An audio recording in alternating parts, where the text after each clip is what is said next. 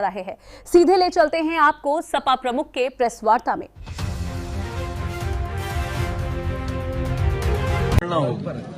और भविष्य में जनगणना के हिसाब से फैसले लेगी और पॉलिसी बनेगी। तो अगर हम जनगणना में और चीजें शामिल करा दें, उदाहरण के लिए जाति शामिल हो जाए या जाति गणना हो, तो उससे हमें हर जाति का हक सम्मान दिलाने में आसानी होगी।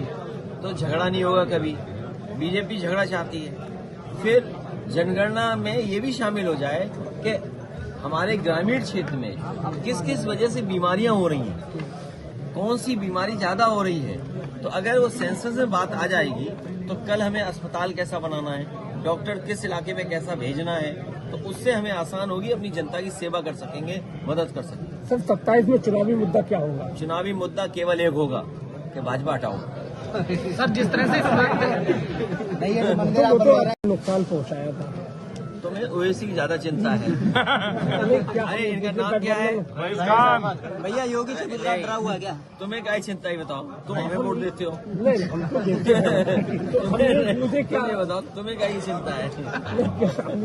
भैया शंकराचार्य ने यूजीसी को लेकर रोक लगाई गई है। ये हमें खुद वोट देता है। तो अभी पीडीए ने हराया है, तुम बीजेपी चक्कर में। अखिलेश जी, अच्छा शंकराचार्य सुप्रीम कोर्ट के द्वारा यूजीसी के नए नियमों पर रोक लगाई गई है। यूजीसी को लेकर जो सुप्रीम कोर्ट ने रोक लगाई है, इस पर क्या यूजीसी के नए नियमों पर रोक लगाई गई है, उस पर आपका क्या कहना है? एफआईआर पे काम बहुत हुआ है समाजवादी तरफ से। अच्छा, हमें कुछ भी नहीं कहना, हमें इसलिए कुछ नहीं कहना। अब हम लोग एक कदम आगे बढ़ गए हैं। सेंसस होने जा रहा है। आप बिल्कुल सेंसस बहुत सीरियस लेना। आपके हिसाब से भैया 370 दिन रह गए। सेंसस इसलिए लेना जरूरी है कि उसमें आपका सब कुछ जनगणना होगी और भविष्य में जनगणना के हिसाब से फैसले लेगी और पॉलिसी बनेगी। तो अगर हम जनगणना में और चीजें शामिल करा दें, उदाहरण के लिए जाति शामिल हो जाए या जाति गणना हो, तो उससे हमें हर जाति का हक सम्मान दिलाने में आसानी होगी। तो झगड़ा नहीं होगा कभी। बीजेपी झगड़ा चाहती है। फिर जनगणना में ये भी शामिल हो जाए कि हमारे ग्रामीण क्षेत्र में किस किस वजह से बीमारियां हो रही हैं, कौन सी बीमारी ज्यादा हो रही है। तो अगर वो सेंसस में बात आ जाएगी तो कल हमें अस्पताल कैसा बनाना है, डॉक्टर किस इलाके में कैसा भेजना है, तो उससे हमें आसान होगी, अपनी जनता की सेवा कर सकेंगे, मदद कर सकेंगे। सर 27 में चुनावी मुद्दा क्या होगा? चुनावी मुद्दा केवल एक होगा कि भाजपा हटाओ। सर जिस तरह से 27 में क्या ओवैसी को गठबंधन में लेंगे आप? अभी पीडीए ने अभी बीजेपी को हराया है। हाँ, ये बीजेपी को हटाओ। भैया 27 को लेकर, देखिए भैया 27 को लेकर कैसी तैयारियां चल रही हैं? अभी पीडीए ने हराया है। जी पीडीए की ताकत की वजह से मैं देख रहा हूँ कई लोग पीडीए से घबराए हुए थे। लोगों ने यहाँ तक कहा कि पीडीए की वजह से यूजीसी ले आए। बीजेपी वाले बड़े खतरनाक हैं। ये दूसरे का नुकसान करने के लिए अपना भी नुकसान करना चाहते हैं। तो इसलिए इनकी बातों में मत आओ। पीडीए में सब हैं और पीडीए ने अभी हराया है बीजेपी को। भैया योगी और सुनिए, यहाँ के बीजेपी के नेता क्या कह रहे थे कि अभी तो हमने 3 लाख वोट कटवाया है, कि 3 लाख वोट कटवाया है। यहाँ बीजेपी के नेता बोल रहे थे और फिर कह रहे थे और जिलों में और कटवा देंगे। अब वो जिले बोल क्यों नहीं रहे वो नेता? बताओ। नहीं, नेता बोल क्यों नहीं रहे वो? सर एफआईआर से किसे फायदा हुआ? आपको हुआ कि बीजेपी को? नहीं, हमारे कार्यकर्ता मेहनत कर रहे हैं और मैं अपने कार्यकर्ताओं को कहूँगा और मेहनत करना। नहीं तो ये बीजेपी के लोग अधिकारियों से मिलकर, चुनाव आयोग से मिलकर के आपके हमारे वोट कटवा देंगे। अगर आपके हमारे वोट कट गए, क्योंकि वोट कटवाना चाहते हैं नहीं, ये हमारा पत्रकार साथी सही अच्छे सवाल पूछ रहा है। बीजेपी चाहती है पीतल के जेवर बनाओ, पीतल के। अब सोने के जेवर नहीं बना सकता कोई। बीजेपी चाहती है कि पीतल के जेवर पहनो, नकली जेवर पहनो। बताओ, सोना खरीद सकते हो? नहीं। चांदी खरीद सकते? बड़े लोग खरीद सकते हैं। नहीं, ये नहीं चाहते गरीब अपनी बेटी की शादी में, घर परिवार की शादी में कुछ जेवर दे दे। हमारे पत्रकार साथी ने सही सवाल उठाया है। अब ये जेवर भी नहीं खरीद सकता कोई। ये जो अब से बीजेपी वालों ने सोना इकट्ठा करना शुरू किया है, तब से ये महंगाई सोने की बढ़ गई है। सर 22 के चुनाव में पहुंचाओ, अगर मुसलमान रिक्शा वाला 5 रुपए मांगे तो उसको 4 रुपए दो।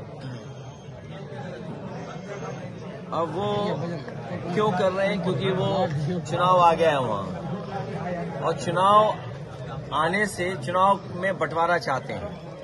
बहुत सारे लोग नहीं जानते होंगे, पुराने लोग ये बात जानते होंगे। आसाम और नॉर्थ ईस्ट के इलाके को डॉक्टर राम मनोहर लोहिया और समाजवादी नेता चाहते थे कि वो क्षेत्र हमसे जुड़ाव महसूस करे। उसका नाम उर्वश्यम भी होना चाहिए था, क्योंकि सांस्कृतिक रूप से, सामाजिक रूप से, आर्थिक रूप से और भावनात्मक जुड़ाव बढ़ाने के लिए हम लोगों को उधर उर्वश्यम इलाका कहना चाहिए था। और वहाँ के अभी जिनको सम्मान मिला है, बहुत बड़े गायक, उन्होंने कभी गाना गाया था, गंगा माँ बहती क्यों हो। आप हम लोग जानते हैं गंगा कितनी साफ हुई है। तो जो बुनियादी सवाल हैं कि हमें किसान की पैदावार की कीमत देनी है, आलू के किसान की मदद करनी है, बिजली सस्ती देनी है, तो हम तो उनसे कहेंगे कि बीजेपी के लोग बिजली सस्ती कर दें। झगड़ा लगाने से अच्छा है बिजली सस्ती कर दें।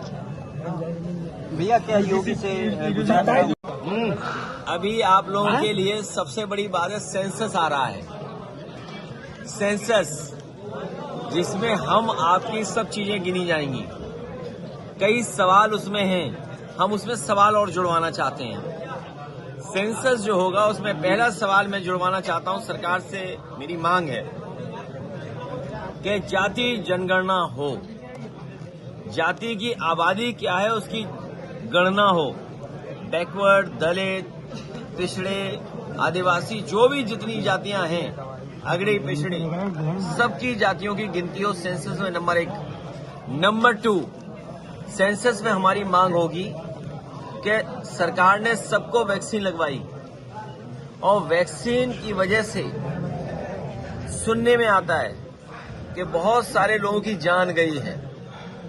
तो कम से कम सेंसस जब हो रहा है तो ये मांग उठती है हमारी तरफ से कि जिन लोगों की जिस भी बीमारी से जान जा रही है, और खासकर उनकी जिन्होंने वैक्सीन लगवाई और वैक्सीन के बाद बूस्टर लगवाया, तो अगर सरकार के पास आंकड़े होंगे तो भविष्य में स्वास्थ्य विभाग को और डॉक्टर्स को, रिसर्च करने वालों को आसानी होगी कि हम अपनी जनता के लिए, उनके इलाज के लिए, उनके स्वास्थ्य के लिए क्या फैसले लें। यूजीसी को लेकर एक बयान दिया।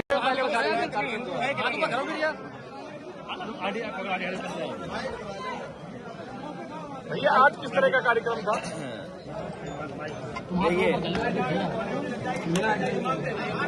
आज मुझे अपने पार्टी के बहुत वरिष्ठ और कई जिम्मेदार कार्यकर्ताओं के घर परिवार में जाने का मौका मिला, जहां एक तरफ हमारे चेयरमैन रहे, उनके परिवार में शादी थी, वहीं हमारे बहुत सारे जिम्मेदार कार्यकर्ता, मान लीजिए अनिल आर्य जो हमारे बैठे, उनके परिवार के सदस्य बैठे हैं। चलो चुप रहो, उनके घर में दुखद बात हुई, उनके दुख में शामिल होने आया हूं। हमारी पार्टी से लड़े चेयरमैन, उनके परिवार के बीच में ही जाने का मुझे मौका मिला। इसी तरह हमारी पार्टी के बहुत जिम्मेदार नेता जो सभासद भी रहे, पार्टी के संगठन में भी रहे, कुरैशी, सत्तार कुरैशी, उनके घर भी जाऊंगा मैं भी। और इसी बीच आपसे मिलने का मौका मिल गया। इस क्षेत्र में न जाने कब से हम लोग जुड़े हुए हैं, और इस क्षेत्र का विकास होगा, कन्नौज का विकास होगा तो लोगों का भी विकास होगा। जितना कन्नौज विकास में आगे बढ़ेगा, उतना ही हमारे यहाँ के लोगों की भी आर्थिक और सामाजिक और सम्मान उनका उतना ही बढ़ेगा। लेकिन इधर हम देखते हैं जो काम समाजवादियों ने शुरू किए थे, न अभी वो पूरे कर पाए हैं। पूरे करना तो दूर, कोई नया काम ऐसा नहीं किया जिससे जनता को सीधा सीधा लाभ पहुंचे।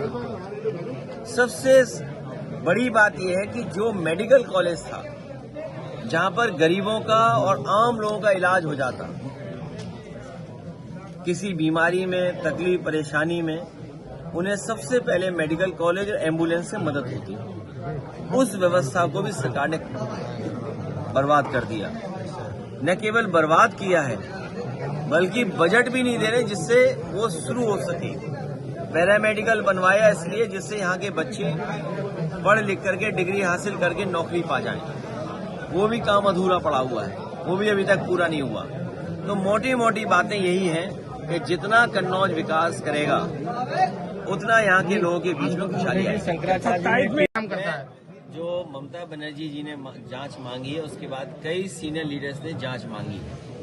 पहली बात तो ये है कि आपके देश में सुरक्षित हवाई जहाज हों, और जब विकसित भारत का सपना हम देख रहे हैं तो सब नए हवाई जहाज आए। कोई कानून ऐसा बने, नियम ऐसा बने कि वीआईपी कम से कम अच्छे जहाज में चले, या आम जनता को जो जहाज मिलते हैं वो पुराने जहाज मिले नहीं, और मेंटेन अच्छे हों, और मेंटेनेंस में कोई भी लापरवाही न हो। और अगर वेस्ट बंगाल के मुख्यमंत्री जी ने मांग की है तो कहीं न कहीं ये सवाल खड़ा हुआ है कि जो हवाई जहाज सही था, अभी तक उड़ रहा था, और जब विजिबिलिटी 3 किलोमीटर की थी, उसके बाद ये हादसा कैसे हो गया? तो ये तो जांच का विषय है ही। और अपने देश ने बहुत सारे जिम्मेदार नेताओं को खोया है। बहुत बड़े बड़े, याद कीजिए एक बार बड़े नेता को यही हम लोगों ने पड़ोस में खो दिया था। माधवराव सिंधिया कितना दूर बताइए, यही मैनपुरी में बिल्कुल बगल में।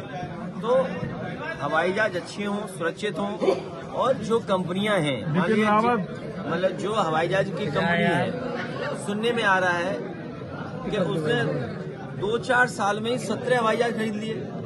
अभी तक तो हम बीजेपी के बारे में सुनते थे कि बीजेपी के ठेकेदार अगर सड़क बनाते हैं तो उसी दिन हवाई जहाज ले आते हैं। और अभी सुनने में आया है कि जो कंपनी है ये वाली, हवाई जहाज जाने कितने ले आई इतनी जल्दी इतने हवाई जहाज लाना, ये भी तो जांच का विषय है। फंडिंग है, किसकी है फंडिंग? बताओ, गुरसाईगंज के लोग जानते हैं फंडिंग किसकी है। वो हवाई जहाज ला रहे हैं, आप काम करता है। जो ममता बनर्जी जी ने जांच मांगी है, उसके बाद कई सीनियर लीडर्स ने जांच मांगी है। पहली बात तो ये है कि आपके देश में सुरक्षित हवाई जहाज हों, और जब विकसित भारत का सपना हम देख रहे हैं तो सब नए हवाई जहाज आए। कोई कानून ऐसा बने, नियम ऐसा बने कि वीआईपी कम से कम अच्छे जहाज में चले, या आम जनता को जो जहाज मिलते हैं वो पुराने जहाज मिले नहीं, और मेंटेन अच्छे हों, और मेंटेनेंस में कोई भी लापरवाही न हो। और अगर वेस्ट बंगाल के मुख्यमंत्री जी ने मांग की है तो कहीं न कहीं ये सवाल खड़ा हुआ है कि जो हवाई जहाज सही था, अभी तक उड़ रहा था, और जब विजिबिलिटी 3 किलोमीटर की थी, उसके बाद ये हादसा कैसे हो गया? तो ये तो जांच का विषय है ही। और अपने देश ने बहुत सारे जिम्मेदार नेताओं को खोया है। बहुत बड़े बड़े, याद कीजिए एक बार बड़े नेता को यही हम लोगों ने पड़ोस में खो दिया था। माधवराव सिंधिया कितना दूर बताइए, यही मैनपुरी में बिल्कुल बगल में। तो हवाई जहाज अच्छे हों, सुरक्षित हों, और जो कंपनियां हैं, मतलब जो हवाई जहाज की कंपनी है, सुनने में आ रहा है कि उसने 2-4 साल में ही 17 हवाई जहाज